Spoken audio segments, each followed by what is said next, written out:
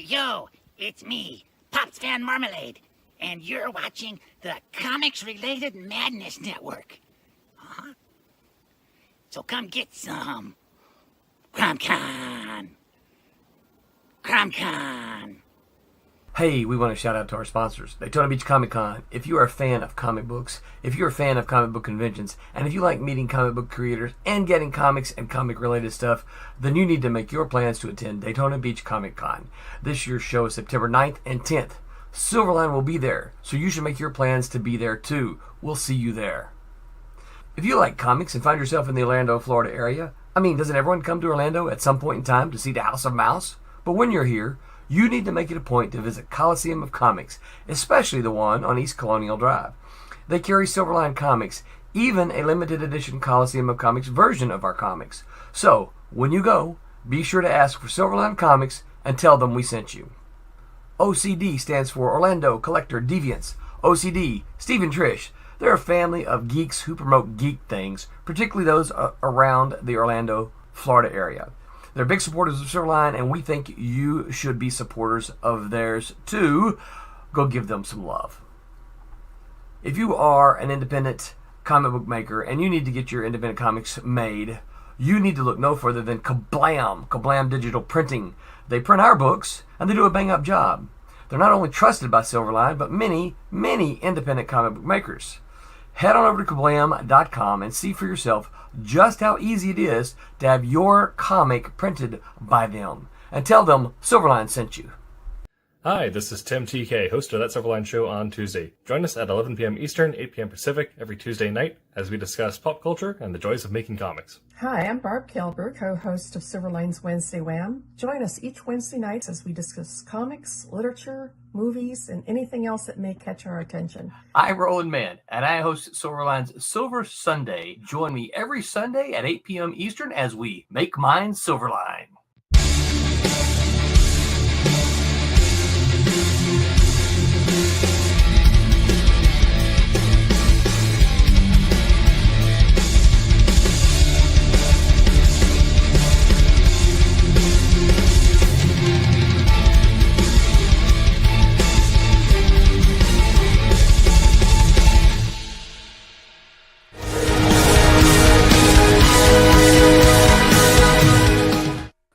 Hello, Internet. Welcome back to That Silverline Show on Tuesday. I'm your host, Tim TK, and I'm joined, as always, by Jose Fuentes.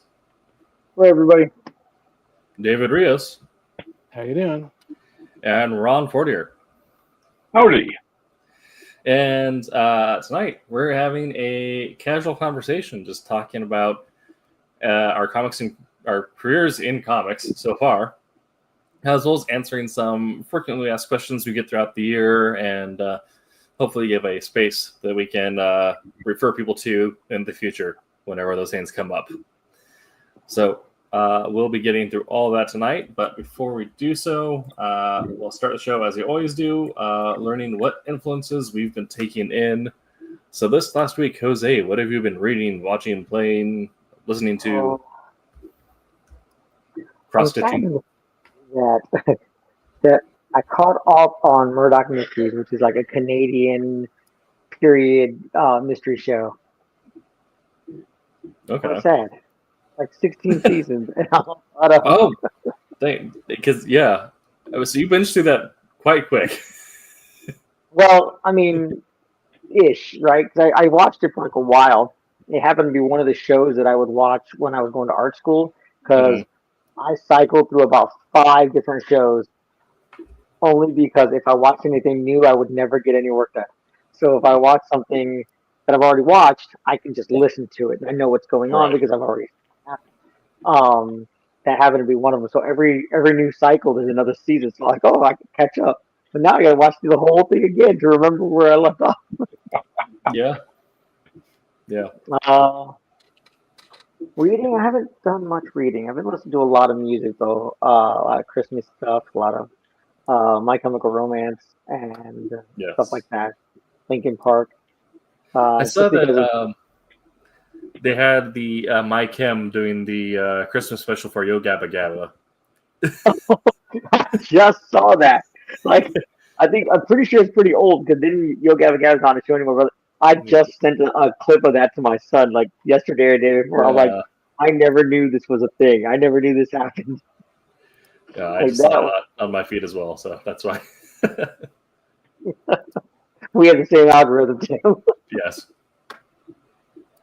But yeah, pretty much that and just working, just trying Okay. to get stuff done. Okay.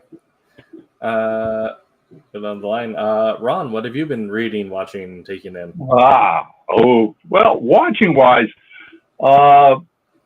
went to the theater last week and caught a Christmas movie. Obviously, we'd already seen Red One streaming, Yes. which is tons of fun. I mean, it's really a laugh riot.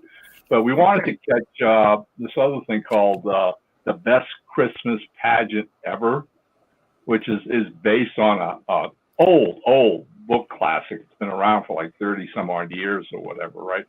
And it's fun. It's got the same vibes as that, A Christmas Story kind of thing, because it's a period piece and takes place like in the late 50s or whatever.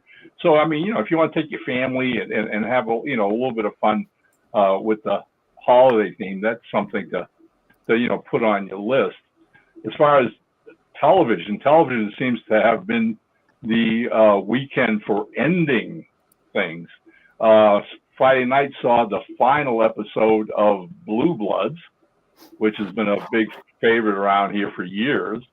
And I was kind of surprised because for a show that's wrapping up like almost like 14, 15 seasons, all right, or years, they literally had a glitch in the last 15 minutes of the reel, where a dramatic thing where Danny the cop comes in on this drug lord and his daughter, and is going to try to talk him into giving himself up, and all of a sudden you're watching the scene like, this is CBS. This isn't some amateur TV station, right? Right. And as he's talking to the guy, all of a sudden there's this like blink, and the guy's got a gun under his chin. It's like they misedited it or miscut it. And then the gun's gone, and it's the scene before. Then it's back to him and the gun bit. And this went on for, I mean, almost maybe a minute, 2 minutes in the middle of the episode. And my wife and I are going like, what the hell? All right. It's like somebody rushed to get this thing cut and then put up on the air. All right. So that was Friday night. Sunday night saw the finale of the Western series, Yellowstone. Yeah. Okay. And man, that was a 2-hour wrap up, I think. And it got brutal and really violent towards the end, where that's the meanest brother and sister fight I've ever seen in my life, let me tell you. All right. But they did a really great job of wrapping it up and closing up all their subplots and everything else. And kudos to Taylor, Sheridan for pulling that all together. So that's what we've been watching. As far as reading is concerned, I write a review column for the internet, and happen to get the 11th volume of Men's Adventure Magazine Quarterly. Same. Is that right? Nice. And basically what this is a collection of like articles from all those, what they used to call sweat mags, men's adventure magazines that were prolific in drugstores and shops in the 60s, 70s, and whatever. And the guy who publishes it, and edits this guy named Bob Dice and Bill Cunningham, good old friends of mine. And every issue has a theme. So as it turns out, this 11th issue that came out maybe a month ago, the theme is UFOs. And it's all the articles from the 60s and whenever, we were seeing all these kind of weird things and people were being abducted and taken to motherships and all this. Whereas the fun of this, right, as I state in the opening of my review, is one of the key elements of anything in business is timing. All right. If you get the perfect timing for, like, say, we're going to do a historical American movie and we release it the week of, the 4th of July. It's timing. All right. You get added boost in your marketing. Well, here we are in the middle of this crazy, stupid drone paranoia going across the country. What are the drones? What's that all about? And these guys released this book about UFOs from the 60s and 70s. So as I put in my review, the timing couldn't have been better, all right? Who knows? Maybe it's aliens controlling the drones. I don't know. And that's been my week. Very good. I just assume any drone that flies on, near, or around me, it's Sergio Carrillo. Like, pretty sure somebody has like 3 or 4 drones. He just sends up in the air to take pictures. I remember he did that. Was it during Hurricane Ian? And when he sent his drone up to take pictures of his neighborhood, he'll send a drone up in the middle of a convention to take pictures of the convention. So if there's a drone near me, it's Sergio. Yeah. Well, you gotta love the government press releases, all right? Because basically they tell you out one side of their mouth, right? We don't know what they are, and then on the other side of their mouth is, but they're perfectly safe. Nobody's in danger. Yeah. Well, how can you know we're not in danger if you don't know what they are? Duh, Yeah, I know a couple over here. So what had happened is a couple months ago, the FAA released the restrictions, so now you can fly drones at night. It no longer need to do it during the day. But if you're a freelance drone operator, the thing you usually end up being to work for, having worked in this side of marketing world, is real estate marketing. Like real estate agents and landlords are constantly looking for drone footage of the properties. However, in order to get work like that, they need a portfolio. So a lot of these guys will just go through and fly a drone through a neighborhood and yes, these were projects I worked on. So imagine it's just people are like, oh, we can do nighttime shoots now. I might as well do a bunch of nighttime shoots. Nuts. Absolutely crazy. So if you have any big rental or property companies out in your area, I imagine they're going to have a really busy YouTube channel for the next couple months. Oh, yeah. No. I mean, I tell you, this is Florida. Nobody asked for permission to fly a drone here. No. Nobody asked permission for much. You're lucky if everyone on the road has their driver's license in Florida. Well, I've got friends who live in Kentucky, and one of them called me up the other day. We were joking about this, and he said, I'm going to tell you right now, any drones fly over these towns, they're getting shot down. Yeah. That's it. No problems, no questions asked. Boom, down they come. Yeah. I mean, trained for this. That's what shot put is for. Someone's doing ski shooting up front. Yeah. Yeah. That's great. I mean, I personally, I miss the UFO hyper paranoia and hullabaloo. My generation missed out on that. So if we can bring that back, I think I'd be all for that. Oh. Bring back the hysteria. There you go. Yeah, bring back some UFO hysteria. I want people just talking about aliens on tabloids in the morning shows. Oh, right. The fed vans in your neighborhood just parked there for a week and nobody. Mm-hmm. Wow. oh. Okay. Just in case you're listening, Big Brother, we're totally kidding, and we won't shoot your drones. Okay. David, what have you been up to, taking in wise? Let's see. I've been still continuing the Batman Beyond. I've also been trying to sit in on the Silverline, the Silverline streams and stuff. So I guess that's considered watching stuff, right? Yeah, absolutely. Trying to participate. Speaking of which, congratulations, Ron, on completing the Beyond the Stars. Oh, yeah, right. Hey, and thanks for bringing it up, Dave, because I want to mention to, anybody watching, all right, hey, heartfelt thanks from me and the rest of the creative team, Andrea and Mike Belcher. Really, it means a great deal to us, and we're really excited, okay? So here's issue 4 coming your way, and that leaves us 5 and 6. We're pushing towards the finale of this series, and that's something to really be excited about. So yeah, thanks. Yeah. As far as so watching, like I said, Batman Beyond, and some of the streams, but not a whole lot of watching. No games. Just reading some various, very minor the Croat stuff still, and just some of the unlimited miscellaneous and unlimited books as they're coming out. I've got a backlog of books that I want to do.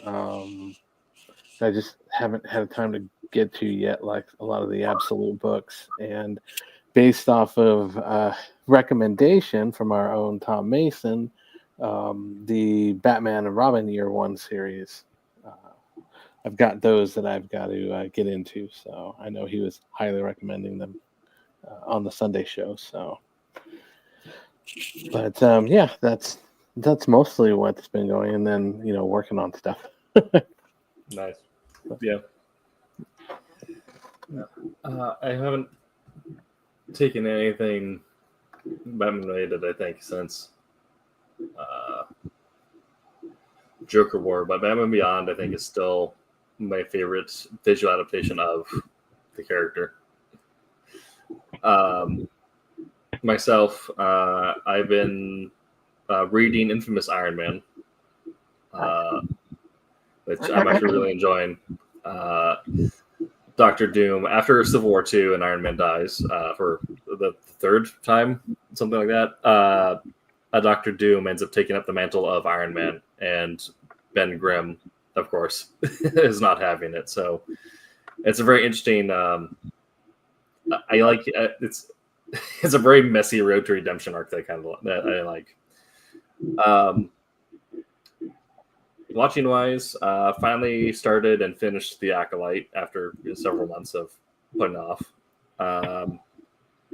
Actually, I thoroughly enjoyed it, but I can definitely tell how, for some people, it's definitely like a different, because it wasn't like a Star Wars story. It also wasn't like a traditional like Western media story. It's very much a Chinese revenge movie done as a Star Wars TV show. If you like kung fu movies, like if you like Ip Man, or if you like Knockabout, Acolyte is for you. But if you only want stuff that feels like Star Wars, it's going to feel a little weird. But you can tell that all the actors and Tommy and I are both kind of on the same train that we both, for the most part, we dislike some of the most of the new Disney stuff, but there's some stuff that will seep through that we like. I think The Acolyte is one of the things that seeped through for me. But yeah, it's very much like if you want to watch a kung fu movie, that's what The Acolyte is. Yeah, and you can tell because all the actors and the director all have a background in kung fu movies, and that definitely comes through on screen. Have you started, or are you going to add to the list Skeleton Crew? Oh, we just started it. Okay. And which is also interesting because it's a kids on bikes story done in Star Wars. It's Goonies. Yeah, it is. It's totally Goonies. There's no ifs, ands, or buts about it. I mean, it's a fun thing, and I mean, we all get that feeling. You can watch shows and you can tell if actors are just phoning it in, just reading the script and getting a paycheck, or if they're having a good time. And Jude Law is having a blast working with these kids. He really is. Okay, it's like what the Willie. Yeah. So I'm excited for it. Like I'm actually enjoying it. Like just like I said, it's very reminiscent of E.T., Goonies. You know what I mean? Like things in that nature. Yeah. So hey, you combine Favreau and Dave Maloney, and two really, as far as I'm concerned, guys who get Star Wars. Yeah. Who appreciate the originals, the classics, and don't stray too far away from that. Mm-hmm. So, there you go. Yeah, I'm thoroughly enjoying it as well. So I'm looking forward to seeing where that goes. Yep. Same. Playing wise, you're talking to Jose about this before the show, but Marvel Rivals came out, and that is the team competitive shooter games in the Marvel Universe, very much like Overwatch. And I have already started going through the ranked matches and doing the ranked progression on the leaderboards and all that, and spending way too much time on that because it's just the bones of a very good game. and they gave Jeff the Landshark a singing part. So Is it like how to draw comics the Marvel way? It's a mandatory for all comic book creators right. to play at least once.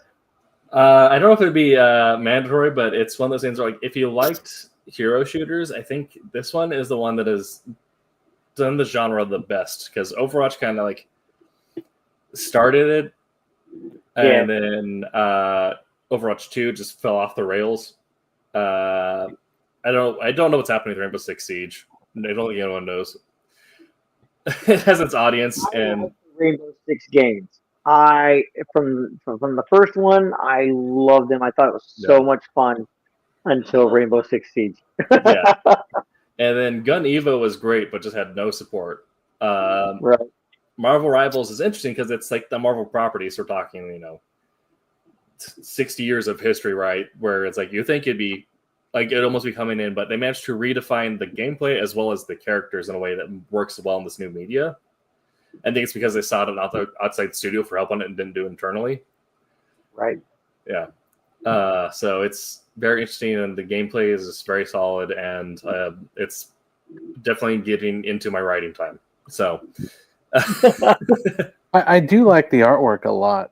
From a lot of the promo pieces and stuff. Yeah, like the visual language of the game is very like it you can tell that like the creators of it cared about the comics, because they're very much into like if we're treating this like we're artists for comic, how we're going to make the character our own, we'll still have that like signature visual identity. So that's definitely like apparent in all the characters. It seems like that Marvel's been doing a lot of stuff with the video game artwork and things like that, because this month and next month, I think they're running the Bengus covers. Mm-hmm. Bengus did a lot of the Street Fighter and the X-Men Street Fighter, those Marvel superheroes, the artwork from a lot of those. So if you're looking, you look at some of the covers, and it's like straight of the captures that you would see on the side of the arcade game. Yeah. So you see Rogue, you see Doctor Doom, all of those from the Street Fighter versus series line. So I've always enjoyed Bengus's stuff. So it's really cool that they're, they're doing a lot of themes, like not too long ago they did all the Scotty Young covers and stuff like that. So now they're doing the Peach, now they're doing the Bengus stuff. So it's pretty cool. Yeah, that's something. I mean, not to like toot our own horn, but something that I think Marvel has done better than other studios is being very willing to, if they sense there's a new movement in visual storytelling, they'll at least try it out. Like going back to like looking into Malibu for the way they're doing coloring, right? And just when Marvel vs. Capcom took off, they got some of the Capcom artists on to do stuff in interiors. And so I feel like that's something that they've done really well. And then DC kind of did as well, especially during the Injustice era. But I think since Warner Brothers has gotten a little tighter with the DC, to become much more risk adverse and not really wanting to even give something like a 4-issue trial. Well, they do have their like who they like to use for certain things. Like was it Lieberman, who they use him for a bunch of Detective Comics covers, and now Superman covers, and you know what I mean, wherever they can put him. You know what I mean. Well, his work, I'm biased, but his work is amazing. Mm-hmm. So yeah, but hopefully, with this stay successful, Marvel Snap is already huge, and if and DC's already kind of with Injustice and a few other things, I'm hoping that there'd be enough buy-in from other studios to start looking into doing bigger comic book video games that maybe like you might get something from Image or Dark Horse down the line, right? And hopefully work it down the line, because I would love like a really good Spawn video game. I think it'd be great. Yeah. Okay. Well, like I said, tonight. In the cake. That'd be the whole game. Yeah. I mean, yeah, that'd be kind of like a thing, right? Where Platinum Studios already know that they have a great history with fashion-based combat from Bayonetta, where if they want to take a crack on that, that'd be Right. give it the same bones, yeah.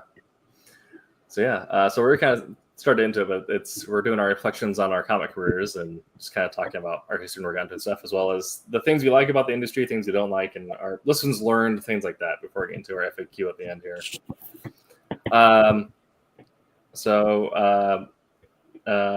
Ron, you have just a few more years than me in the game. So Just a few. just a few. Yeah. Yeah, a little bit, Tim. One or two. So I think we'll start with you and kind of let you talk about your career in comics, how you got, how you navigated that, and what the things you've learned along the way. Wow. Okay. I can ramble on and on for quite a while on this particular subject. And probably you guys are going to have to hold me in check, definitely. All right. One of the things I can point out, and what happens when you've spent 50 years in the comic book business, is ultimately you gather a great deal of anecdotes and stories that you glean from it. Some good, some bad, and whatever.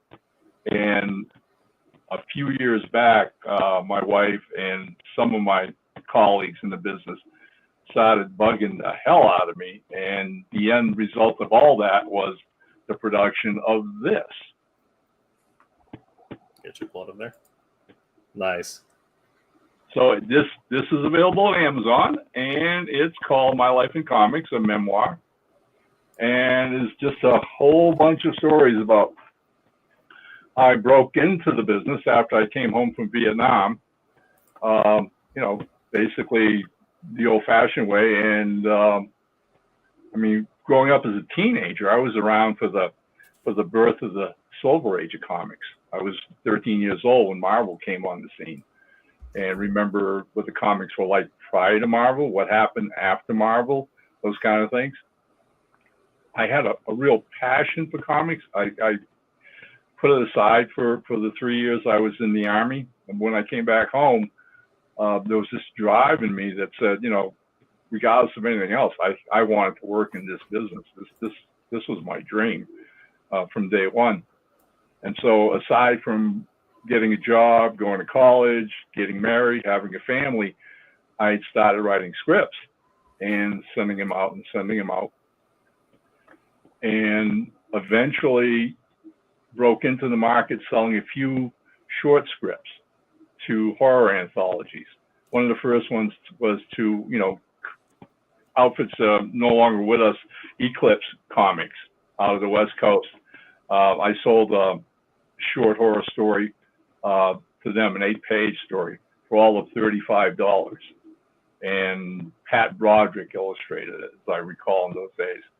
But, it was the beginning. And within a few months of that happening, I was contacted by that one strip. I was contacted by a fellow in Rhode Island who wanted to produce comics, wanted to be an independent comic book publisher. And so wanted to know if I had anything at all that he could, use. I'd gotten into what they call fan publications, fanzines, in a big way. And that was the way we networked. And this is prior to the internet. And there wasn't any, social contact other than by snail mail and the Comic Buyer's Guide newspaper that came out weekly. And in the back had all these ads for all these fanzines. And so I would contribute, I would get all these fanzines and contribute to them in my own ways and sell them scripts and whatever. So I eventually came up with a 4-issue action adventure miniseries and got a friend of mine that I had met via the fanzines, an artist who wanted to break into the business. And we did that. That was a thing called Street Fighter. And ironically enough, as it is, it came out, I think, like 6 months before the Capcom game, same name, believe it or not. And the logos are almost identical, similarly designed and illustrated and everything else, to the point where I actually went and met with a copyright lawyer. And one of the jokes about that was basically, even if we might have had any kind of a legitimate case, being just a plain old factory worker who did this on the side, if we were even to, sue Capcom, they would just laugh us off. This is David and Goliath. So his basic advice to me after a couple of visits was, just keep doing your comic books. You're under their radar anyways. Don't worry about it. And again, like I said, it was a 4-issue miniseries. The fun of this was, though, that after doing that, the publisher, Bob Palin, out of Rhode Island, his outfit was called Ocean Comics, calls me up one afternoon after we'd done the Street Fighter miniseries, and basically said, hey, he says, I was talking to the folks at King Features, and we're going to do a couple of Popeye comic books. He says, want to write it for me? And I just about fell out of my chair, right? And I was like, Popeye? You're kidding, right? You want me to write a Popeye comic book? He said, sure. So the kicker with this is, by then, Popeye was already, 75 years old or whatever. And I was basically going to shrug him off. There were other things I wanted to do, other projects I wanted to work on. But Bob had been such a nice guy, giving me a help up with getting this first whole series published, that eventually I said, well, look, give me 24 hours to think about it, and I'll get back to you. So now, again, understand, pre-internet days, right? I head over to the local library in town and walk in and went to the librarian and said, do you have anything at all on comic strips? And sure enough, they had a copy of Jules Pfeiffer's book, American Cartoonist. And in it was an entire chapter on Popeye and his creator, L.C. Segar. So I spent that afternoon rereading that chapter over and over again, to the point where I realized that in his entire run of Popeye, from creating Popeye to the daily strips to the Paramount animated movies and beyond, including the Robin Williams movie, etc., he had given us Popeye's father, but he never ever gave us Popeye's mother. Okay, well, one thing I, as a writer, love to do, aside from respecting what other people have done with a property, all right, is maybe contribute to it, maybe add something to it, part of that mythos. So sure enough, the next day, afternoon, I called Bob Palin back, and I said, okay, so here's the question, all right? If you'll let me write Popeye's origin, I'll write your comic book for you. So he's like, origin? I said, yeah, I want to show him born. I want to show his mom and dad and why he's Popeye. The whole bit with the spinach and how he loses his eye and all this good stuff. So Bob goes, okay, so we'll tell you what. He says, let me call King Features. I'll get back to you. And I honestly thought, no way they're going to go for this, right?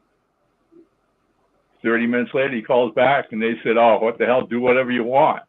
So that was, I could write the origin of Popeye, all right, which I did. I wrote a 24-page comic called Born to the Sea and created, for all time, Popeye's mother, all right, who happens to be a roller derby queen named Roxanne Crusher. Because if you're going to be married to a crusty old sailor, or like Poop Deck Pappy kid, you better be a tough broad. Let's put it like this. Now, the fun even gets better because the artist Bob went after to draw this was another, so we say, rising star in the comic business at this time, and that was none other than Ben Dunn of Antarctic Press, the guy who was then doing Ninja High School, Warrior Nun, and all those kind of things. As it turns out, Ben was like one of the biggest Popeye, fans in the world, and has been in talks with Bob about, if he could find somebody to write it, Ben was going to draw it. And so it was the first time Ben and I ever worked together, and we produced this Popeye comic book.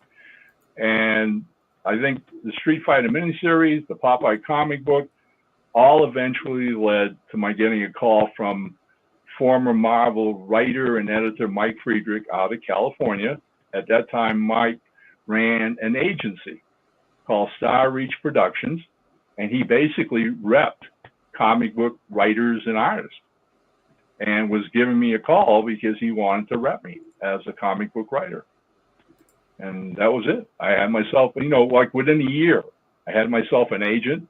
And then Mike was like, all right, well, get your butt on a plane, get out here to San Diego. And this was San Diego Comic Con in its, pure form of being comic orientated. No Hollywood people there, no TV people, and nothing.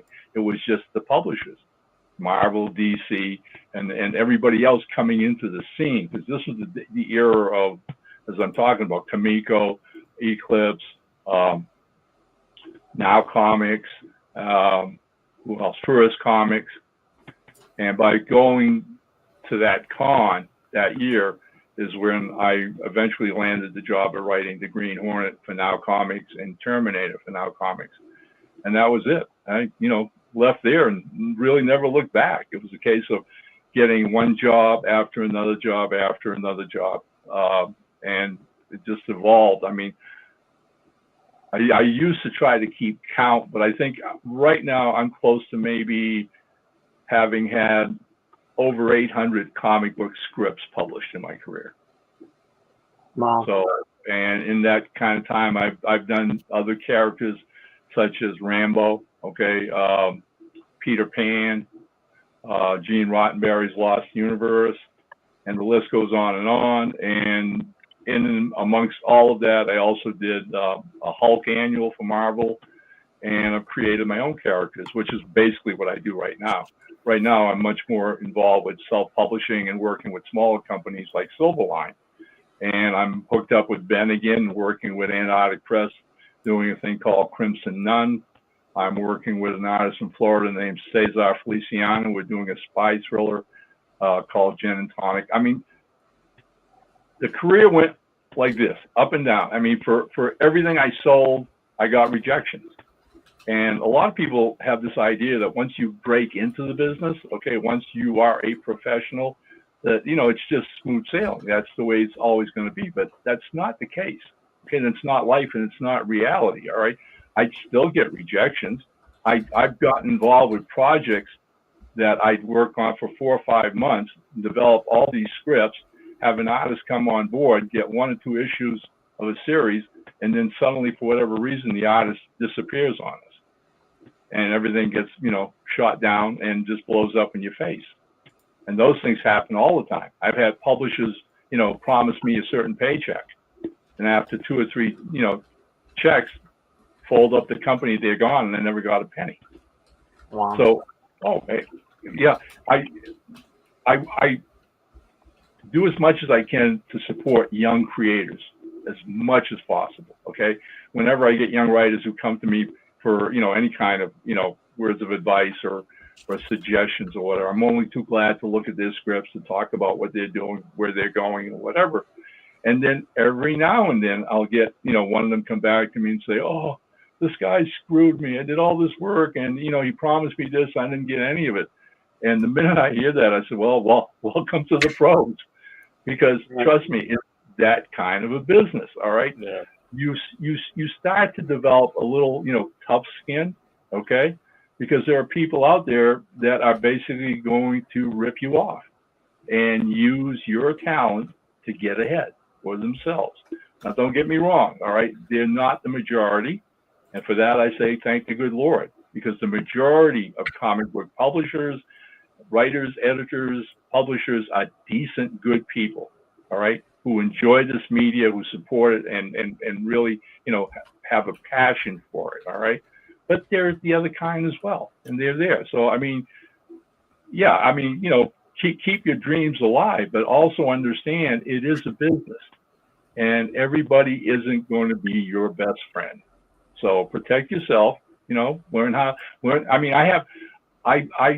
while all this was going on, the factory work, writing comic scripts, I eventually ended up getting my college degree in business administration. And I tell any comic book, professional, artists or writers, learn business, understand business, understand what a contract is, how to read a contract, what your obligations are in a contract, those kind of things, all right? Because again, aside from the fun and everything you're doing, it's a business. Understand that, and you're one step ahead of the game. And that's it. I am talking way, way too much. I want to hear what you guys have to say. That's all really good. Like, I give the same advice every time I get the chance to is understand like how to negotiate rights. Like if you're a writer, artist, like you should always know what like historically your rights should look like. Because if you're a writer expecting 60% of your initial funding, like, but the other part of that is if you're a writer, make sure to pay your artist. Yeah, Because, well, yeah, and you bring up a really good point, Tim. That is, know the difference between creator-owned and working on something else. I mean, because again, I go to conventions and I talk to young writers, and what are your goals? Well, I want to work for DC or I want to work for Marvel, and I'm like, why? I mean, that's where I shake my head, but at the same time, I get it. Right. And my thing with that is, okay, fine. If you do that, understand it's work for hire. All right. And they're going to tell you what to write and how to write it. And if you don't like that, too bad. All right. I mean, those are some of the experiences I had working on Green Hornet. There were a couple things after doing that for about a year that the publishers wanted to do. And I didn't. But I had absolutely no say whatsoever in it. It wasn't my property. Yeah. So, I mean, you're just a part of the cog. They tell you to write a script, and you write it. And if they want changes, then you make the changes. Yeah. If you want to keep getting paid. Yeah. There you go. Or like I said, or create your own. And you know what? The industry has changed so much. And I've been blessed to see that happen. The internet, on-demand publishing, small press publishers, all this good stuff today. Honestly, if you're a comic creator who grew up reading comics and you love the media that much, create your own comics, your own characters, your own ideas. You be the next Batman. You create the next Fantastic Four. Why do you want to give it what your talents are to all these big corporations? All right, you get up on the shine, show them what your talent is and what you can do. Yeah, and so like learning how to navigate collaboration requests versus like if you're wanting to hire someone who already has a lot of pages on their belt, knowing how much of your savings are going to want to put together because they're like pay for page rate, right? Versus if it's someone who's just fresh into the game like you are, and you might be able to get to like put together a collaboration agreement, which will look almost like it'll be initial funding payout, so it'll look a little bit like a work for hire percentages, but you'll still keep your own rights if you put that in your own contract, because you have to learn how to write your contract and say that we're going to crowdfund it. When it crowdfunds, I get this percentage, you get this percentage based off of this much of sweat equity or whatever. And yeah, and getting paid in exposure does not buy me sandwiches. Mm-hmm. Yeah, if you're not giving if you're not giving your artist a check, you need to give them a percentage line with the signature. Well, yeah, I developed doing that when I started doing my own work. That was a big shift myself when I started creating my own projects, and I started going online looking for artists to work with on different projects that I was putting together. One of the things that I made it up front clear, and was in the contracts as well, all right, that once something got published, and a lot of people thought I was absolutely nuts and crazy, but the idea to me was simply, if I'm going to get an artist who's going to work with me on an independent project, okay, where regardless of how hard we work, we've got a niche market. We're not going to make what the big guys are doing. That's not going to happen. It can't. So my thing was basically to say, okay, well, you know what? I'm going to give you 50% of the property. Okay, that's your personal investment. Okay, yeah, I came up with the idea. Yeah, I have all these scripts. But if you're going to, sweat blood and tears and your talent to bring this visually to life, all right, for what? Peanuts? No, that doesn't work either.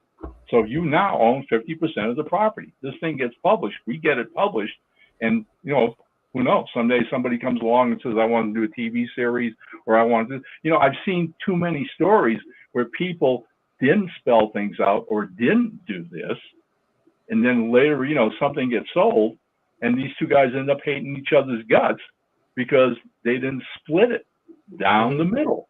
All right, fair is fair. All right, I mean, you can't do a comic book by yourself. All right, they can't do it alone, and an artist can't do it alone. All right, it's a team effort. Well, if you're creating something brand new, then at least have the decency to share it together, 50-50 down the line. Yeah. Also understanding, like, if you want to, like, sign away, like, design rights for the characters, right? So like, if they're, like, named in a storyline, then, like, that's my property. But if you want to have them, like, if you want to do the thing like in Wanted, where you have all the designs that you own and background panels, go for it. I'm all for it. I'd love to see these characters just proliferated throughout space. Yeah, absolutely. Jose, let's jump over to you. Let's talk a little bit about your journey. Still journeying. I feel that I'm still in the kiddie pool, working my way to the deep end. So, but I learned when I went to art school. Like Ron said, people were like, "Oh, what do you want to get out of this? What's your goal?" Oh, I want to work for Marvel. I want to work for DC. There were definitely fellow classmates whose idea was like, "Okay, I'm going to go to the Cuber School. Marvel and DC's going to look at my portfolio. I'm going to get a job with Marvel." And I didn't have that same logic just because I knew, not that I know the business and whatnot at the time, but I knew the likelihood of that was very rare. You know what I mean? Like, just, use common sense, I feel. You know what I mean? Like, and even to the point, like, I've talked to several potential artists that are like, oh, like I've actually reviewed more portfolios than I ever thought I was going to in school. You know what I mean? Like, since school, which is kind of interesting because I always thought I didn't know a lot until I started looking at other people's stuff. It's like, oh wait, like that. I was like, oh, that makes sense. And then I've had people next to me like, yeah, what that guy said. I'm like, oh, okay, I know what I'm talking about, maybe. But going through art school, like, as an artist, I feel like, if you want to be a comic book artist, it's not the same. Like, it's different, I feel, time period wise than, obviously what Ron went through. Like, it's a whole, like you said, no internet. You were able to, like, submit to all kinds of fan mags and stuff like that, which I remember the fan mags. Those were amazing. And like, for me, before I got into art school, like, I was submitting stuff on, like, websites, on, like, forum websites that, let you showcase your art. And people, they would be like message groups where people are looking for creators and whatnot. Like, oh, hey, like, let me put my name in your hat. Take a look at my stuff. And when I went to school, I realized I didn't know nearly as much as I thought I did. And then since coming out of school, you know what I mean? I'm blessed that I did, for a year, basically, I did some stuff on my own, just, character creation, character design, just working on honing my, my talent and just my ability to do the work to make things look pretty, I guess. And then I got connected with Silverline through Pete. Peter Clinton was the one that got me connected, and one of my good friends, and still thank him to this day for even getting me enrolling to talk. And I love being part of Silverline, but that's really, like, the most that I've done. I did some small press stuff, some inking for small press, some coloring for small press before I went to art school. And I still try to do some stuff for some friends, you know what I mean, when they need someone, obviously they pay for it. But like, I'm still treading. That's all I really gotta say. Like, still treading, still learning the ropes. I love going to conventions with Roland, and I'm sure people that are going to watch this or hear this and be like, oh, he's just singing Silverline praises because he's part of them. No, I sing Silverline praises because Roland takes the time to explain things to me that, I didn't actually know. Like, when I go to a convention, like, hey, like, what does this mean? Like, what did this? I asked Tommy. It's funny that I didn't even know what this phrase meant, and I saw it on some pencils I was inking in, and I had to hit Tommy up, like, Tommy, what's BTS? I have no clue what that means. He's like, "Are you serious?" I'm like, "It honestly has never popped up in my head. Like, what?" I mean, he goes, "Background with stars or BWS." That's what it was. I was like, "Oh wow, that really makes sense." I can't believe I didn't realize that, right? And I'm sure I heard it in school somewhere. I'm sure somebody wrote it down somewhere, like for you know what I mean. But like because it wasn't something that I normally see on my everyday. Like, so like I'm still learning. Like I talked to Tommy about inking different stuff. I talked to Roland about, just being in charge, doing the things that he does. Like what I should learn to be able to work better with my editor, to work with my publisher. You know what I mean? What can I do to help them? And by doing that, I'm lifting us both up. You know what I mean? I'm working hard to make sure that it's not just me getting my name out there doing stuff. My comic shop guy Rico, when we started doing conventions together, you know what I mean. There were a few times where I was having issues on stuff. They listen, like we're doing conventions together. I was like, I eat, you eat. That's how it works when we do shows. Like, if I do well, then we do well together because I'm promoting you as a creator. Like, hey, look at my friend Jose. Hey, and at the same time, you're like, hey, like this is the stuff I work on. Yeah, I do it at my local comic shop. We go over there and draw. This is where he's at. Go check him out. You know what I mean? So, I feel the same regard to with Roland in how Silverline treats me and how I feel about them. They eat, I eat. If I eat, they eat. You know what I mean? We're gonna really like push each other up. Like that is the biggest thing I think I got out of like not just at school, because at school tells us, oh, this is how you do this. This is how you should focus on this. And in regards to working for myself or doing stuff, getting into jobs doing stuff. But I really learned a lot more outside of school. Hand in hand. You know what I mean? Like in the field, so to speak, with Roland, with Tommy, with like all the people, with talking to Ron Davis, talking to Ron on here, talking to Tim, Dave. Dave and I, even after the stream, have like long conversations about coloring and about all just different stuff that I mean, just bouncing stuff off each other because just that's kind of how we do that. Like I said, that's what I took from it. You eat, I eat. So I feel I rambled on that one too. So Yeah, that's what that show's about. It's such a great media for that whole idea of team creativity. And I think it's pretty much like films are to that degree. All right. I mean, the more I got into it, all right, you start off as a writer, and I think you're limited to that perspective of I've got to tell the story, and then I work with an editor. And a lot of times in some of those early jobs that I used to get, I wasn't that connected with the rest of the team. The editor would handle that per se. But I, like you, Jose, wanted to know more about this. I wanted to know how it works, what the editor does, and how he oversees things. And I would be paying attention to what was going on as a project came together. Okay, to the point where I began to get a real deep non-fan, a working respect in the missus for the rest of the team. All right, and man, I got to tell you, that totally affected how I continued to improve, hopefully, as a writer. Because the more I began to understand the artist's role, the more I began to understand what a penciler does, what an inker does, what a colorist does, what a letterer does. All right, it was just this amazing education to me. It was like on the job training.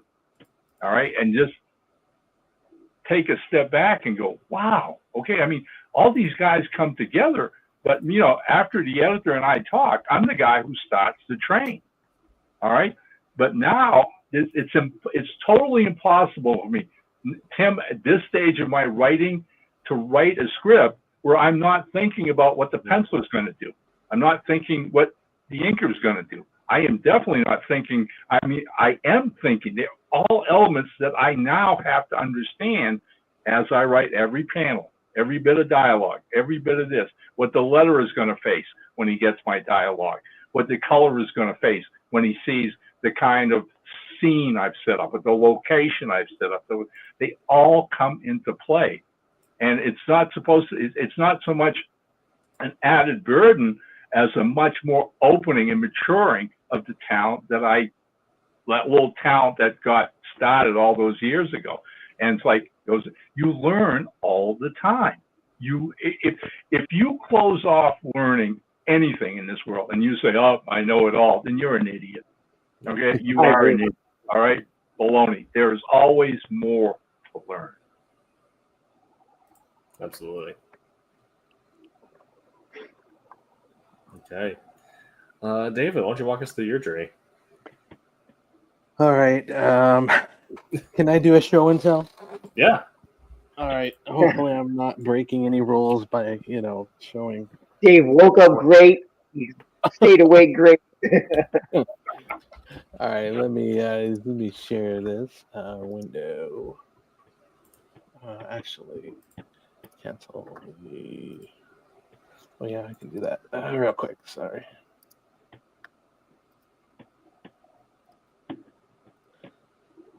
All right. Let me know when you can see this. All right. All right. Yes, you see all the work. Great, fantastic. This is kind of a progression, and there's some stuff I want to talk to that Ron had talked about. One is the property where the Street Fighter thing is very similar experience, but so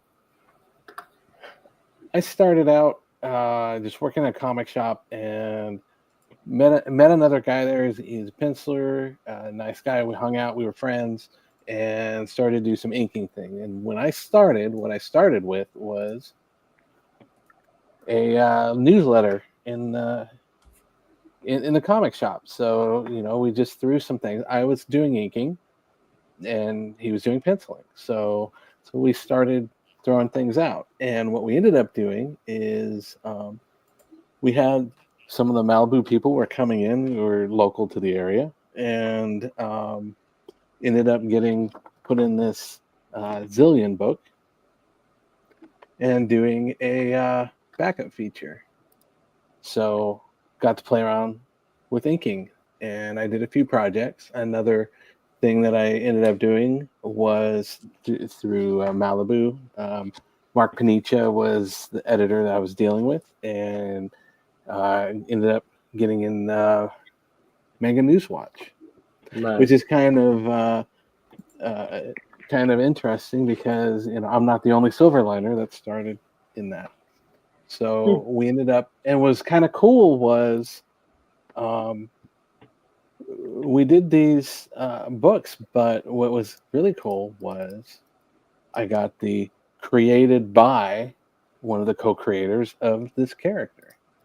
And in the credits too, it's like copyright Rich and myself. So really cool experience. And along that line, one of the things that we were doing was we were doing some different things and just playing around. So we did Captain America and just whatever we could do. And we created one of the characters we created. I forget what the name of the character was because it was such a thing that we created the character, drew him out, and he was really cool. He's like long, coat and had this eyepiece and everything. And then we were just about ready to pitch him, and Universal Soldier came out. The whole Jean-Claude Van Damme, Dolph Lundgren movie, and the fact that it tanked really just went to the fact of let's just set this on the side. We're not going to do anything. Forget it. Let's move on. So there's some of the things that I had fun at, playing around with inking and all that stuff. And then from there, I started to get interested in color and all that stuff. So I made my jump to, after a lot of trying, and I have to say to anybody who's trying to get in, persistence. Do your stuff, make your calls, or whatever. I have a portfolio of rejection letters from Marvel, DC, all the big guys, everything, which ironically I got in through Malibu, which ended up at Marvel. So that led to some fun stuff, some Ultraverse stuff like Prime and all this. So I was dealing with a lot of people that were doing marker comps, but I was doing all the computer coloring and that aspect of it. And what that ended up leading to was the Marvel books. And for me, huge X-Men fan, being able to color the covers. So I got to do a couple of covers, some X-Men covers, and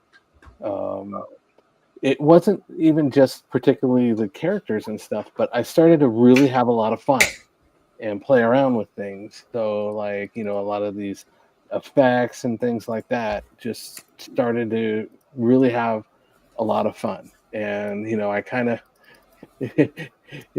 did my signature thing with the shadows over the lip and stuff like that as I developed. But had a lot of fun. And when I got extra projects, I really like to dig in and do things that were different. One of the things that I did here on this X-Men Brood was, it's a little hard because these are scans because I don't have the original artwork anymore. But I started to create these textures and things in the skin tone here, all in here, because first thing I start thinking, these are aliens, and it just reminds me of the xenomorph and all that. So I started to have, like Ron was saying, I was starting to learn and start to play around with things and look at things a different way and just keep, trying to improve and do all of this stuff. So then also got involved with learning some things about, got lucky enough to be one of the text writers in the Wolverine Encyclopedia. So it gave me an understanding for a lot of the people that do a lot of the grunt work, and making sure, you're checking your facts and, inputting, not just the beauty and all that stuff. And this would be probably the closest that I came, which is like 1% stepping foot in the writer thing. It's just getting in there and knowing about the facts and all that stuff, nowhere near you guys. You guys are just awesome. But it made me understand a lot of the, the things that goes about, how you can, verify your facts and how you set things up and all that. So that was pretty cool for me. Eventually, go ahead. Say the secret is, even we don't remember everything about our characters. Usually you have to create either a Bible or you have a loved one that holds on to the Bible for you. So you yell at them like, wait, who is this person's mom again?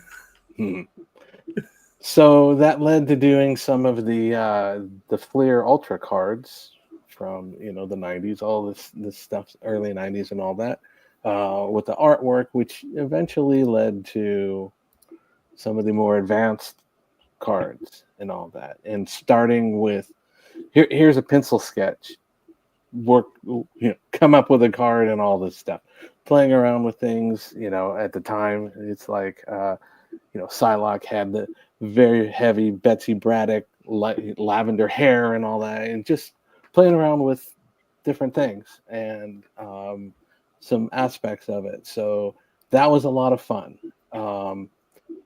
Then, with with Marvel buying Malibu and closing down Malibu and all that, I basically had to shift gears and go into the 9-to-5 world. And that was 27 years ago. I'm at 27 years. So I had a huge gap and all that. But to go on to, Jose's thing is, I ended up doing San Diego Comic-Con again, and I ended up hooking up with Roland during this and looking at the stuff. So, that brought me on to Demon Tales, and just let me start playing around again and, looking at the style of the book. This is an older book. It's black and white, but I kind of went, all right, well, let me kind of take that 90s vibe and do the renderings and stuff and more of that classic. You can sit here and go, all right, well, you can look at a lot of the web comics where there's a lot of bright colors and stuff like that. But I wanted to keep it more on like the traditional rendering and stuff like that. And then luckily, Roland gave me some additional stuff with covers. So being able to play around and, come up with these night scenes for the Silverline covers for Achilles Has Landed, Kalis 2 series. Had a lot of fun. And, again, with going back to the previous one, is I took a whole new direction. Typically, what I end up doing is I usually end up dropping a medium, a mid-tone, and then I render to darks and lights from there. And this one, because of the night scene and everything, and some stuff that I was watching some of the other artists do, was I took a different approach and started with all the darks and went to mediums to light in that way.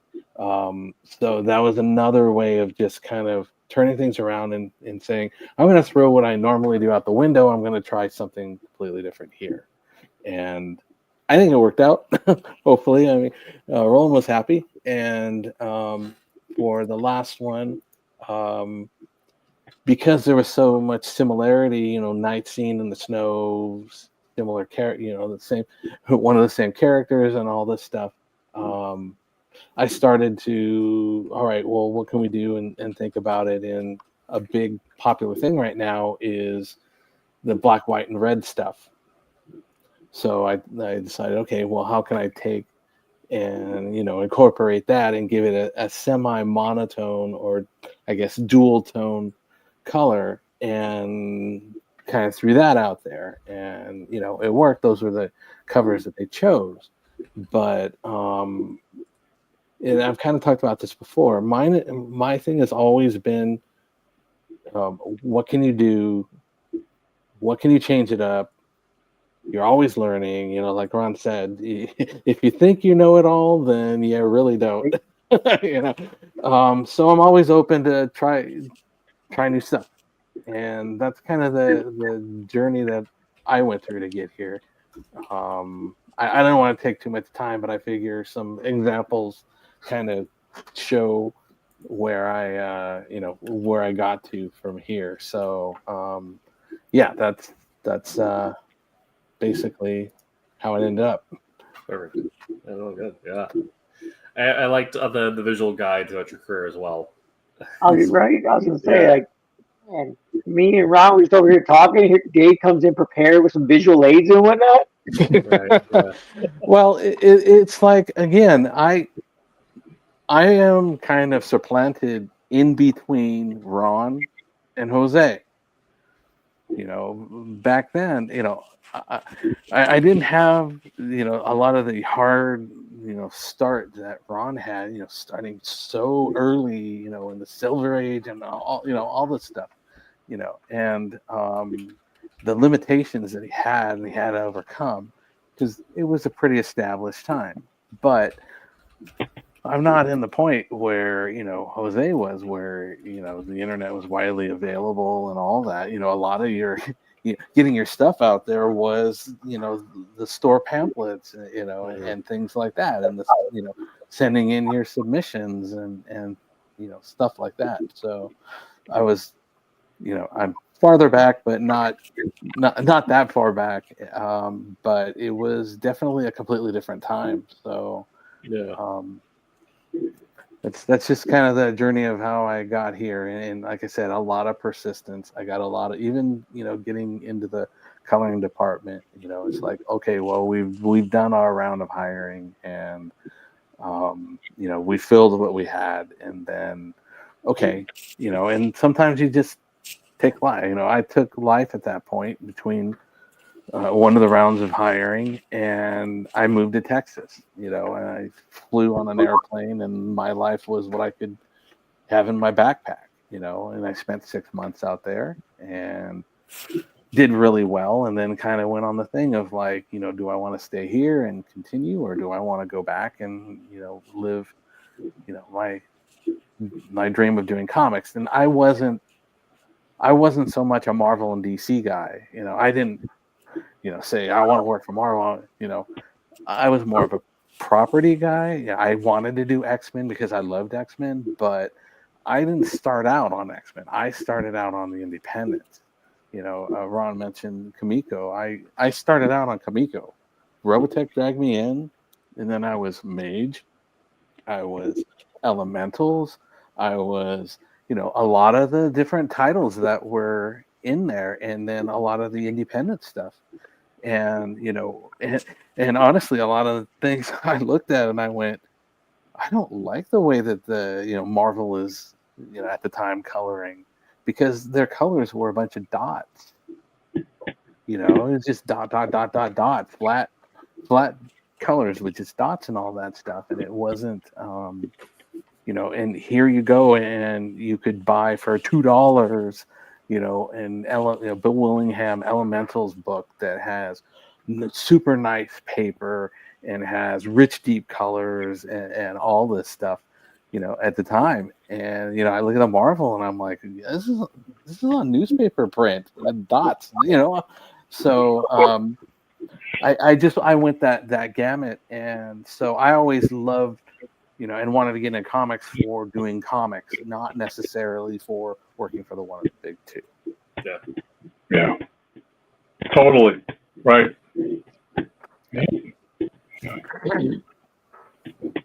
And I'm pretty sure I probably have some of your now comics Terminators, because I know I have some. Crazy. That was a crazy run. That was wild. That was absolutely crazy. I mean, some of the things I look back on, that it's just being in the right place at the right time. I think I mentioned on an earlier show we did when I first came on board here that, or if I didn't, I was at the small little one-day convention in Portsmouth, New Hampshire, when Peter Laird and Kevin Eastman debuted Teenage Mutant Ninja Turtles. Okay. And that was a crazy, wild time.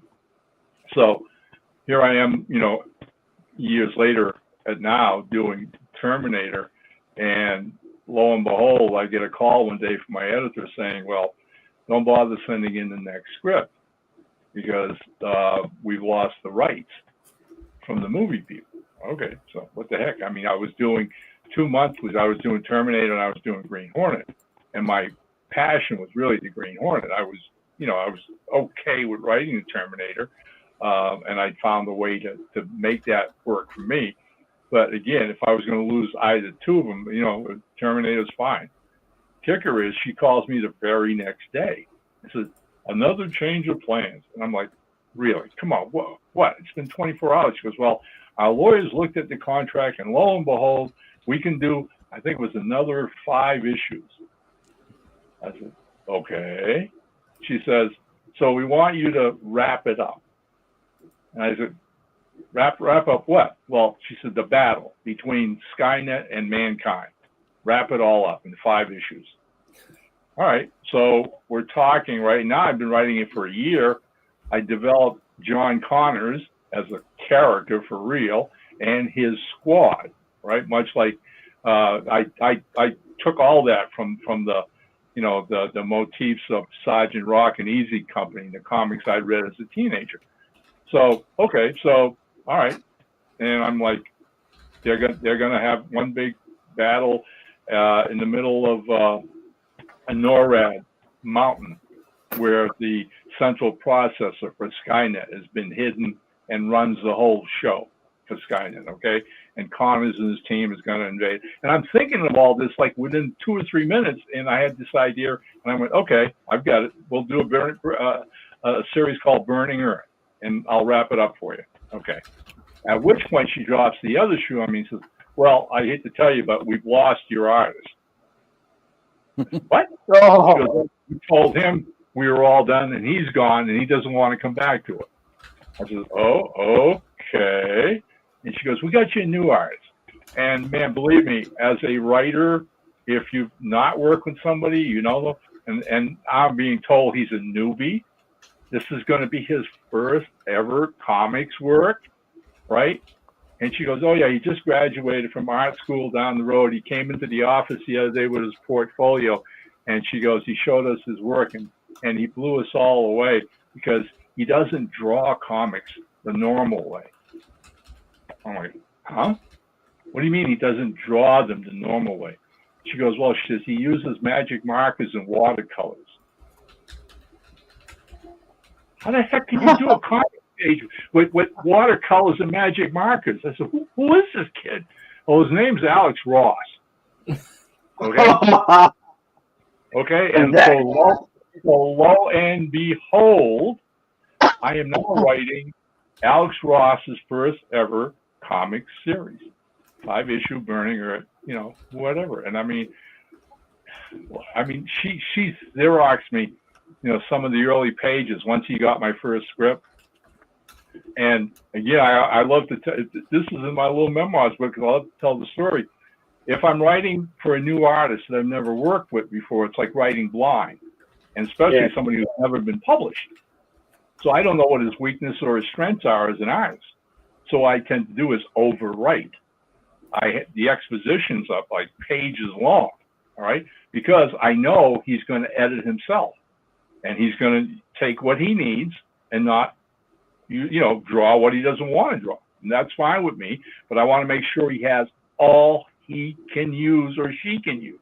So the first script of Terminator Burning Earth was like a mini telephone directory. I mean, it was like 40-something pages long, all right, 45 pages long. I sent it off, and I started writing the second issue. Get a call like a week and a half later, and it's my editor, and she goes, he just came into the office with the first 4 or 5 pages. I'll fax them to you. Now I've got this clunky old black and white grayscale fax machine, and out come these pages, right? And as I'm taking the pages off the rollers, I'm looking at the panels, and lo and behold, there is bloody everything I had put in that script. Wow. Everything. I mean, it was insane what he did with magic markers and watercolors. And my wife's standing there looking over my shoulder, right? Because she can't believe it, and neither can I. And she goes, so what do you think? And I turned around and looked at her, and I said, I don't think I have to write big scripts anymore. And I didn't. I mean, basically, I pared down my scripts immediately to the bone. It was just, here's the action, here's the dialogue. Kid, go do your stuff, all right? Nice. And lo and behold comes, this amazing artwork, right? Just it blew everybody away. I mean, I was literally, by the end of Terminator Burning Earth, I was calling up anybody I knew who was working at Marvel or DC and begging them to look at this kid. All right. And ultimately, it was Kurt Busiek, the writer, who got him into Marvel to do Marvels. And from that point on, his career just took off like a rocket. But you look back in your career, and those are like, for all the downs, you have all these amazing highlights. All right, these amazing, wonderful memories that nobody's going to take away from you. So it's like, yeah, it's an intriguing resume, and perhaps the weirdest part of all of it, guys, is I've got more projects going now than I ever did in that entire 50 years. I mean, at the height of writing, I think the most I ever had at one time was 3 ongoing series. And right now, I am actively involved with 10 to 11 different series. Nice. Wow. With 10 to 11 different artists. Ron, do you sleep? What the heck? What the heck? I mean, I'm supposed to be retired, guys. I am supposed to be retired. It's the passion. It's the love of this. It's the love of it. I don't know if we're supposed to retire. I mean, Joe Kubert literally went out with a pencil still in his hand. Oh, amen. Like, he pencils like the day they took him out. Oh. You know what I mean? I've told my wife expects it. She expects to find me in this office, just sitting here, gone, in the middle of a script. Done deal. Yeah. But you know what? And again, I'm going to stand on that soapbox for just a minute, but I thank the good Lord for this because this gift didn't come out of the ether. It didn't come out of nowhere. All right. It is a gift from the man who created me, from the God who created me. And man, I tell you, storytelling is such a blessing. And I pray every day that the stories I've told have made people happy. They've entertained them, maybe taught them some life lessons, all right, and contributed to the betterment of the whole world. And it's not about an ego, guys. It's just, again, it's a gift, and I honor the creator who gave it to me. Right. Absolutely. That's literally how we run our life with our kids and my wife. Like, we do what we do because we've been blessed, and we're going to keep putting the focus there, because if not, I'm going to get lost in everything I do. Mm-hmm. You can't stop doing it, okay? And that's it. That's who you are, all right? I mean, I've been recently, again, because I'm writing this thing called Crimson Nun for Antarctic Press, and so part of researching the material for the story, the way I'm writing it, is I was researching the life of Joan of Arc. And there was a point where, when she was finally betrayed, all right, by the very church that supposedly, she defended in the country and everything else, when she was at trial, they were asking her about the fact that at the age of 15, she put on a suit of armor and grabbed a sword and led an entire army against the British to save her country, France. And weren't you afraid? And her answer was no. And they looked at her, and she said, I was born for this. Yep. And, we're talking about our careers and our creativity and whatever. And guys, we were born for this. Well, I will say, like, I tell people when I talk about my son, I've mentioned my son a lot on, past streams, about how, he's just an amazing musician, knows how to play fluently 7 different instruments. You know what I mean? Just amazing. And we knew he was destined to do something with music when, he's 8 years old, pounding on butter buckets at the supermarket while we're going grocery shopping. Plain legitimate, right? Yep. Same principle. Like, I knew that I wanted to be a comic book artist. I knew I wanted to work on artwork, because when was at my day job, no, night job, because I work nights, but when I was at my day job, my boss kept coming up to me going, "What are you drawing today?" Because I'd finish my work and I'd pull out the big sheets of cardboard and I'd start drawing with markers. You know what I mean? Or I'd start drawing with paper. I got me and a general manager in trouble with the other grassroots members, because I'm sitting there doodling, like listening, but I'm sitting there doodling, and he leans over and just starts watching me, and we completely lost track of what the conversation was about. They had to rein us back in, like, "Oh, our bad, sorry." It was really in moments like that I was like, okay, I've got to do something with this. Like, I can't, I'm not going to stop. I'm never going to stop having a pencil in hand. You know what I mean? Everyone doodles when they're on the phone back in the day, right? But I do it all the time. You know what I mean? I did it all the time. It was everything. So I feel the same way, Ron, with you. You write. Everything's you're constantly running things in your head. You know what I mean? Same principle. I was at my son's show tonight. He played an open mic, and the whole time, before he played, I'm sitting there doodling on sketch cards.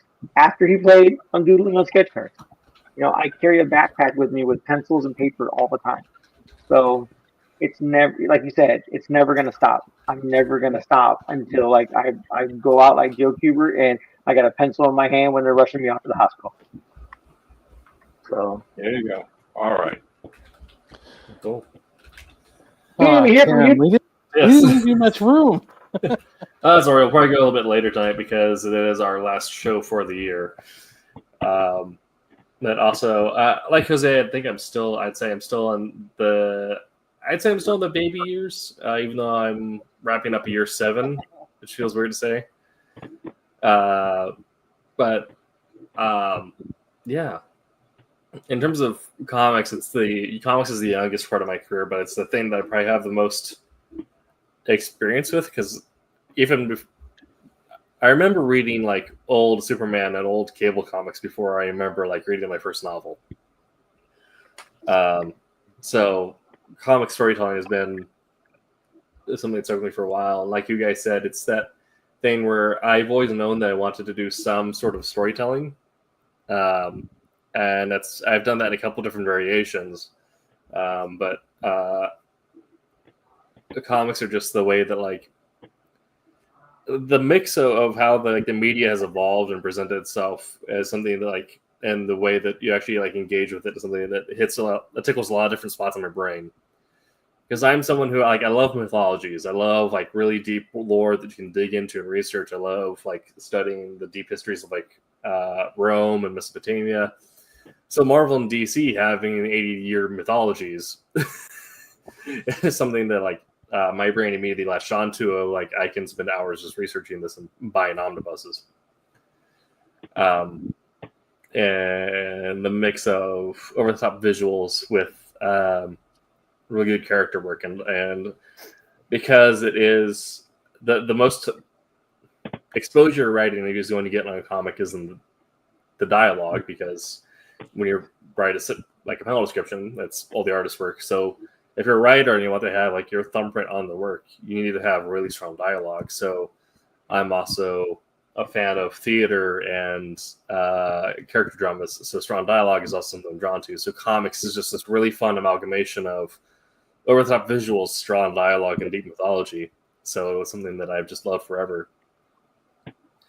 I'm coming up year 7. I started my writing career going into college. I've always written off and on, but never actually sought to publish anything. And then in my senior year of high school, we were given I had an opportunity with the local community theater to write a stage play, like a 30-minute stage play for them, and did that. And was like, oh no, this is something I'm going to spend way much time like developing and getting into. Originally, I went to college to go into computer programming, computer science. Quickly realized that I hated that, and so pivoted to creative writing.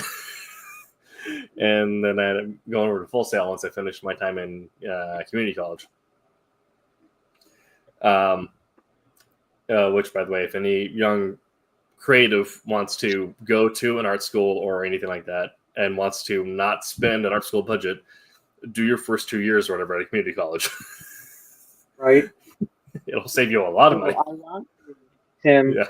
Full Sail is where because I went to Full Sail as well. Full Sail was where I realized I didn't like doing graphic design. Yeah. But I hated graphic design because graphic design is a lot of obviously using all mechanics, and using all theories and all all the lessons you take to to design something really like something that pops for people, right? Mm-hmm. The problem with that is I had to repeat and do things over and over again, and I hate repeating myself so bad. We need, we need a thumb sheet of this bear. Can you give us 8 variants? Well, yeah. I can tell you, I had the same thing too. I actually have 2 degrees. Both of them are associate's degrees. But when I went into community college, I went in for engineering. And I just got stuck in the, ionic bond. I'm like, I don't really care about the strength of materials. I just loved doing the drawings. And it wasn't computer CAD at the time. It was, circles and templates and drawing the parts out, I'm like, well, why am I sitting here learning engineering when all I want to do is draw? Mm-hmm. So I switched, and it was right at the transition. We had a progressive teacher that came in that was introducing and switching from commercial art, which I ended up getting, to graphic design.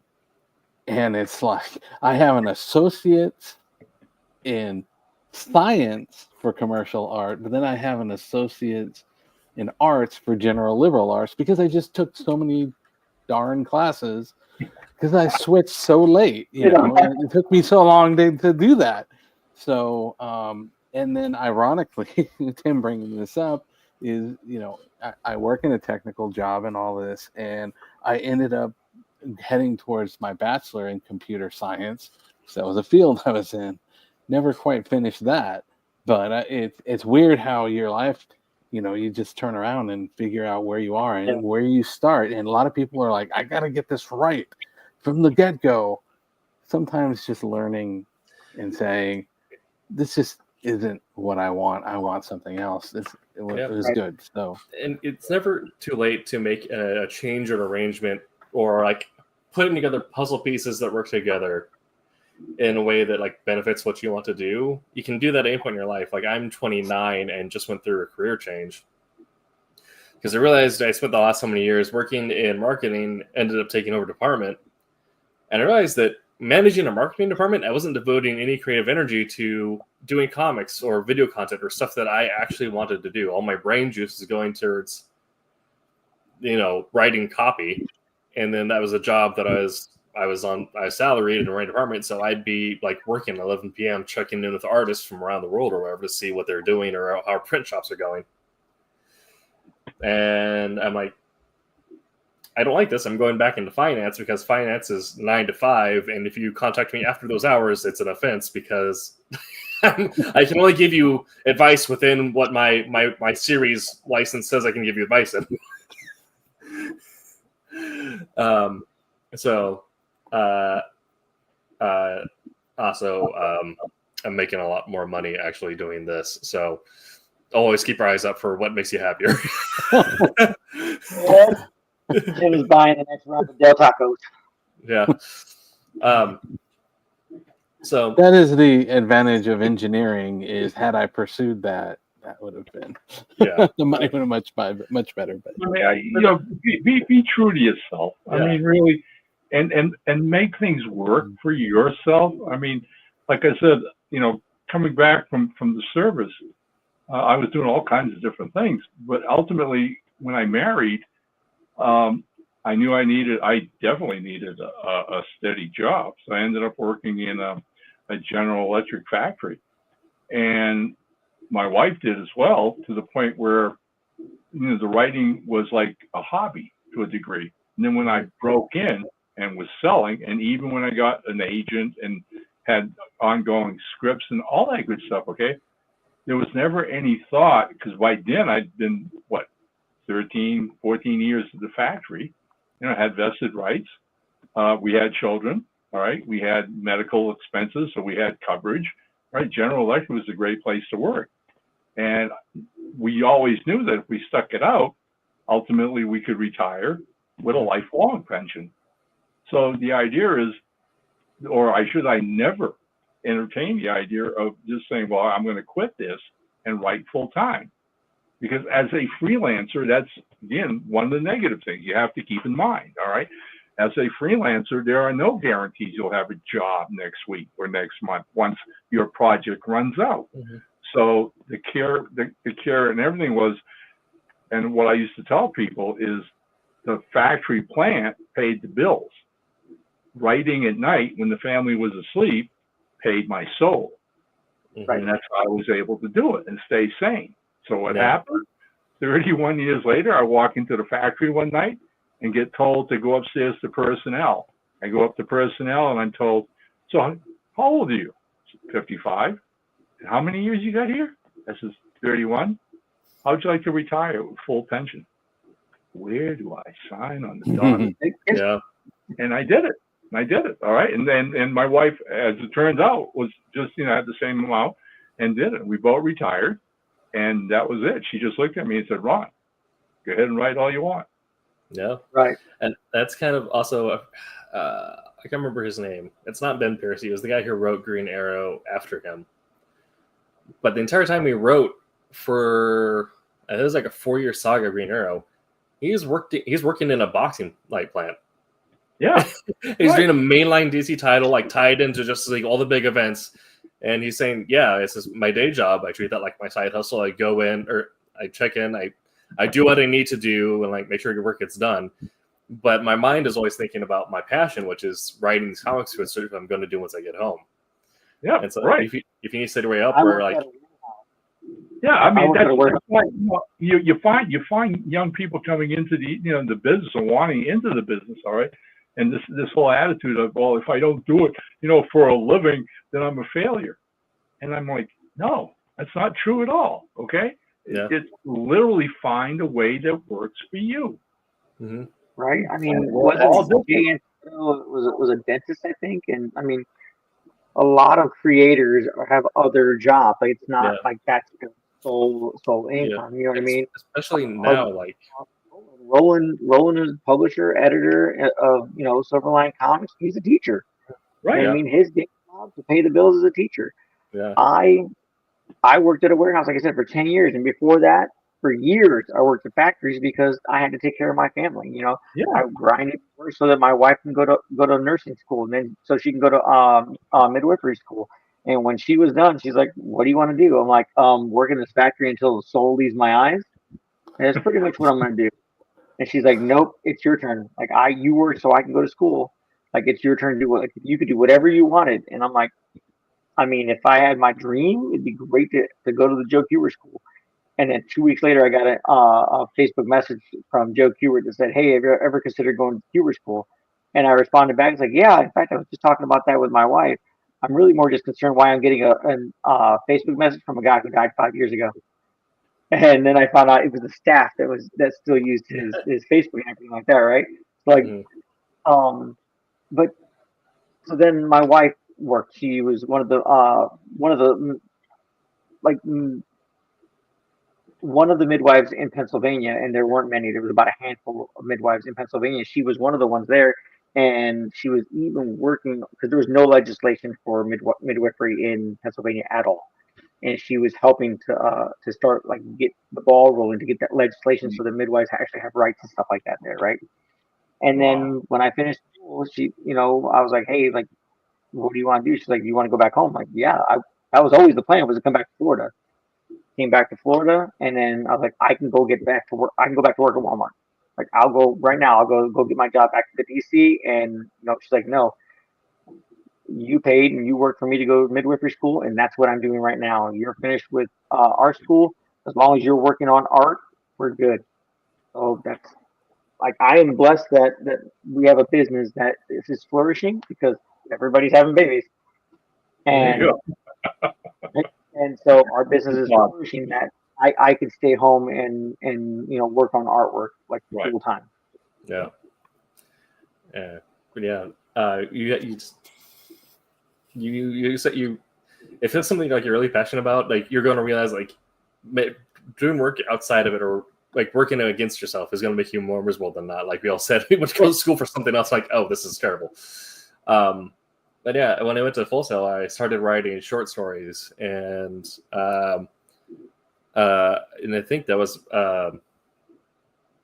my careers in workplace, and that I started in like the transition to digital when I started publishing. So that like digital's already existed as terms like submission portals, but you had to go through the right gatekeepers. So I started using Duotrope, which if you're starting out as a writer, that's still kind of like one of the best places to go because that gets you connected with a bunch of editors, agents, and publications. And so just started submitting a bunch of short stories, and several of them got published, thankfully, and even a few of them paid.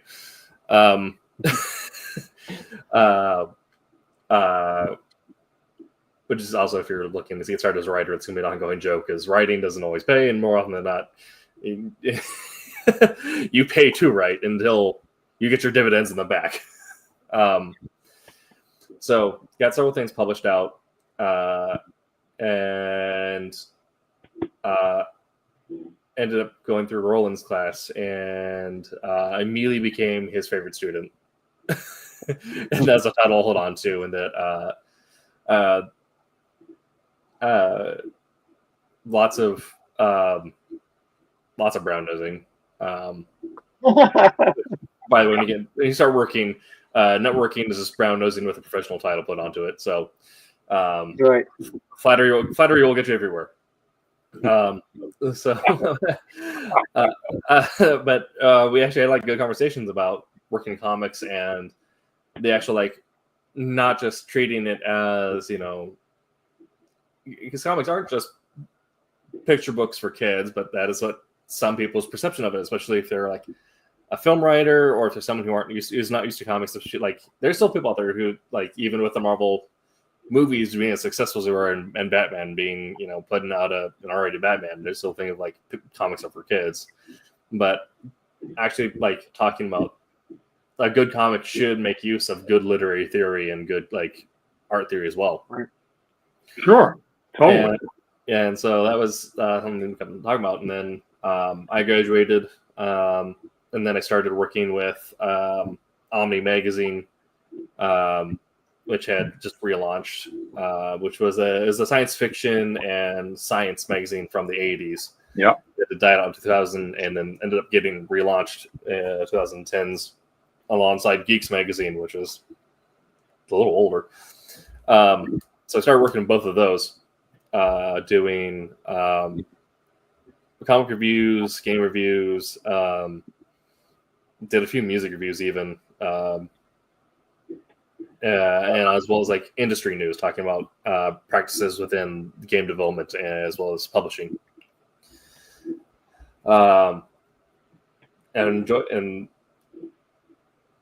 it's still like great because it's still writing and in a nerd space, but it wasn't exactly what I wanted to do.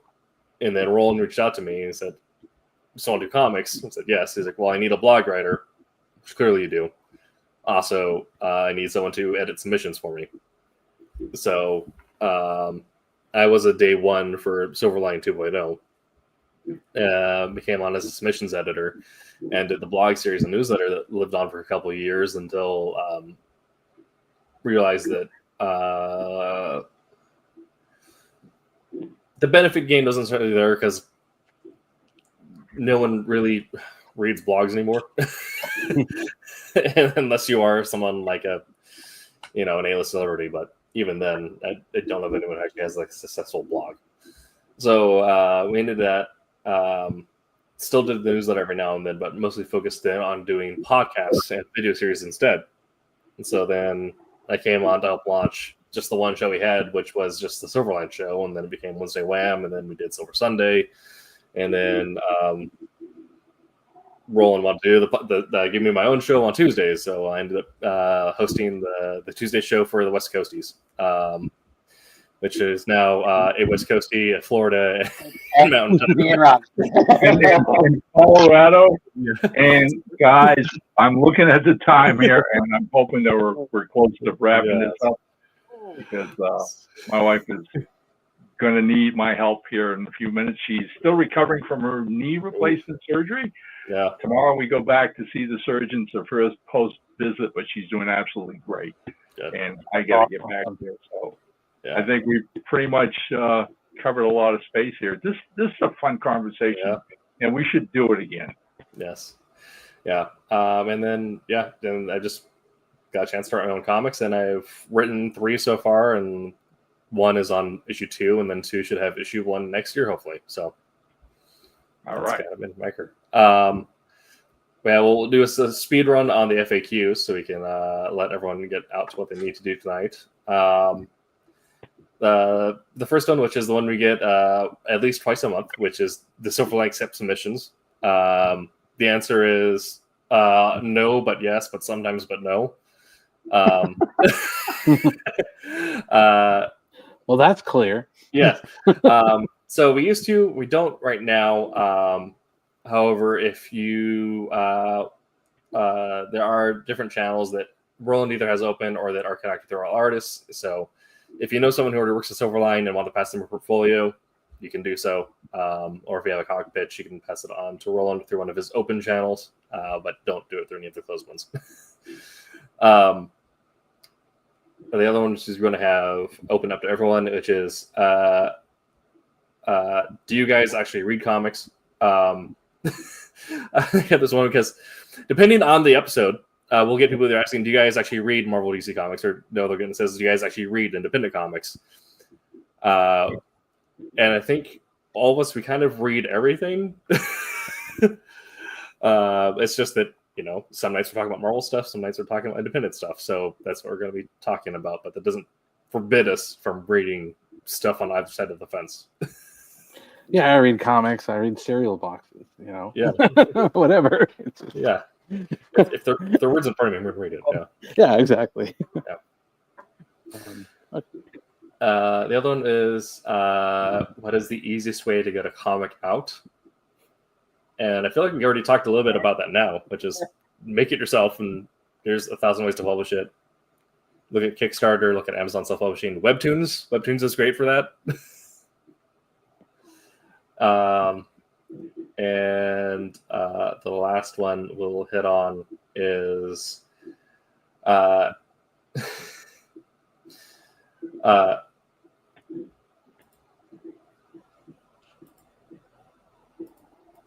It's like Jeopardy. We're waiting. I know. I was trying to find. I was going through the list here. Yeah, the last one we'll hit on is actually,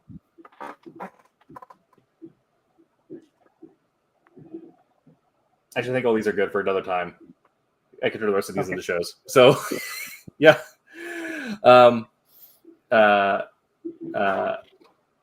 Yeah. I think the rest of these could all just be their own topics, talking about actual, like, in the weeds things, and we can have some more educational episodes about that. Yeah, let's not go into that. Let's let Ryan get where he needs to go. And But it'll be good to fun know. for more episodes, yeah. So, thank you guys for joining tonight. We will be back first week of the New Year, right? New Year. Yes, the first full week. So we'll be back on the 7th. Yeah. The 24th and 31st would be the next 2 Tuesdays, and those are both going to be times for celebration of family. So, So Merry Christmas and Happy New Year's. yes. Yeah, And happy holidays. yes, I'll be posting my Hanukkah celebrations next week to my Instagram. So, Nice. yeah. Okay. Well, thank you all for joining. We'll see you in the new year. But until that time, make mine Silverline. Make mine Silverline. Hi, I'm Greg Horn. Make mine Silverline.